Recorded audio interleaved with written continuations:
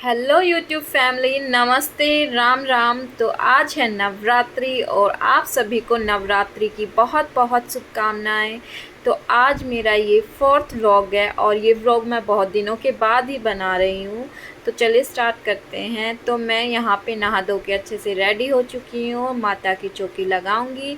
नहाए धोए बिना माता की चौकी नहीं लगाते हैं, तो इसीलिए मैं पहले नहा धो चुकी हूँ। तो चलिए स्टार्ट करते हैं आगे की वीडियो।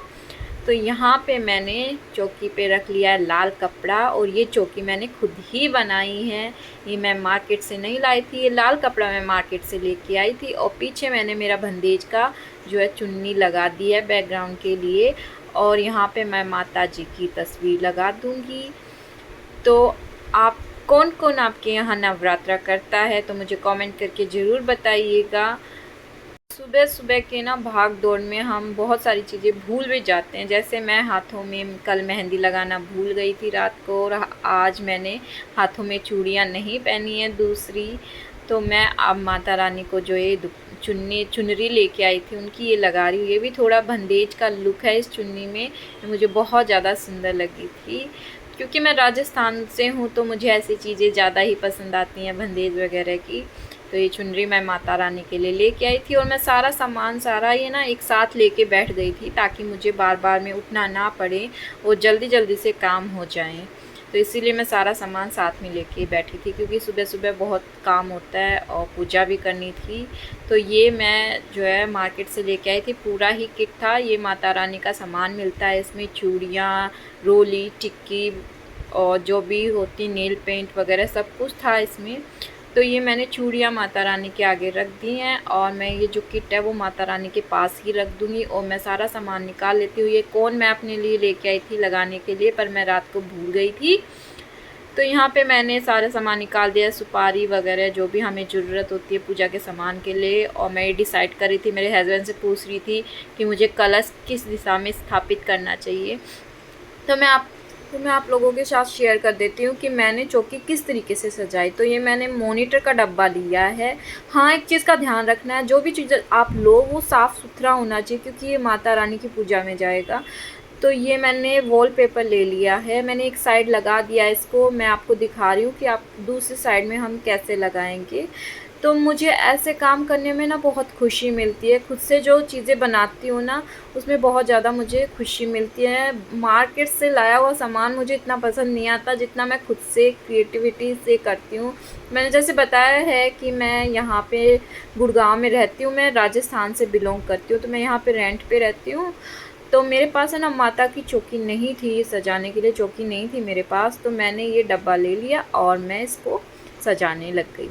तो ऐसे क्रिएटिविटी में मुझे पसंद है और मुझे अच्छी भी लगती हैं। और आप लोग भी ये करिएगा, सच में बहुत ज़्यादा मन से ना बहुत ज़्यादा खुशी मिलती है हमको ऐसी चीज़ें करने में। तो आप लोग भी ऐसी चीज़ें कर लीजिएगा। यदि आप लोगों के पास भी ऐसी चीज़ें ना हो तो ये वॉलपेपर जो है मैं मार्केट से अभी नहीं लेके आई थी, ये बहुत पहले से मेरे पास थे, क्योंकि मैंने एक्स्ट्रा मंगवा लिए थे। मैं एक्स्ट्रा चीज़ें मंगवा लेती हूँ, पर हाँ मैं वेस्ट नहीं जाने देती। जैसे मैंने पिछले वीडियो में भी दिखाया था, मेरी नेल पेंट मेरे पास बहुत सारी थी और मैंने वो यूज़ लिया गणेश जी की मूर्ति सजाने में। तो यहाँ पे मैं वॉलपेपर इस तरह से मैं यूज़ में ले रही हूँ।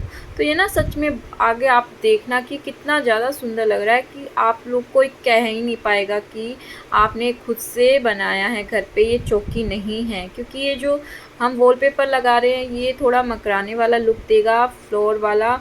तो इस वजह से बहुत ही प्यारा लगेगा। तो इस तरह से आप अच्छे से अपने आप ही अकेले ही इसको कर सकते, किसी की भी आपको हेल्प लेने की ज़रूरत नहीं पड़ेगी यहाँ पे। तो मैंने तीनों तरफ से इसके लगा दिया है। मैंने पीछे की साइड नहीं लगाया क्योंकि उस तरफ हमें दिखाई नहीं देगा। और मैंने दूसरा वॉलपेपर भी लगा दिया इसके ऊपर, फ्लावरी वाला। तो ये बहुत ही प्यारा लग रहा था। ये दूसरा मैंने चॉकलेट का डब्बा लिया था, उसके ऊपर भी मैंने लगा दिया था। तो ये चौकी के ऊपर चौकी हो जाएगी हमारी। और ये मैं इसके ऊपर लाल कपड़ा लगा दूँगी जो मैं मार्केट से लेके आई थी। मेरे पास नहीं था कोई भी कपड़ा, वरना मैं उसको सजा लेती। तो मैं ये मार्केट से लाई थी। तो कैसी लगी ये क्रिएटिविटी मेरी? तो आप लोग भी ऐसा कर सकते हैं, बहुत ही अच्छा लगता है यार। तो अब मेरी आ गई है पूजा की बारी, हम लोग आरती करने लग गए हैं।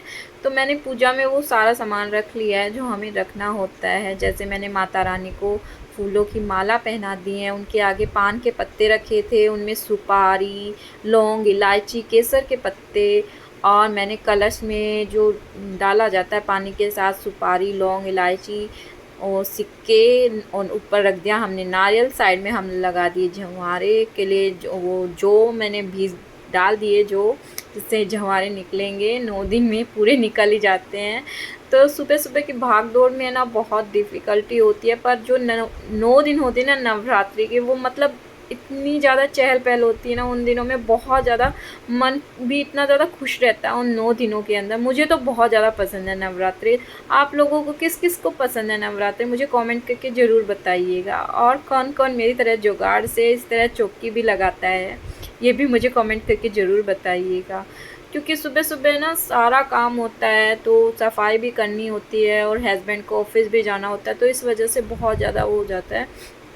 तो जल्दी जल्दी के चक्कर में हम बहुत सारी चीज़ें भूल भी जाते हैं। जैसे मैं चूड़ियाँ पहनना भूल गई, कल मेहंदी लगाना भूल गई। तो ये वीडियो आप लोगों को कैसी लगी मुझे कमेंट में ज़रूर बताना। Thank you.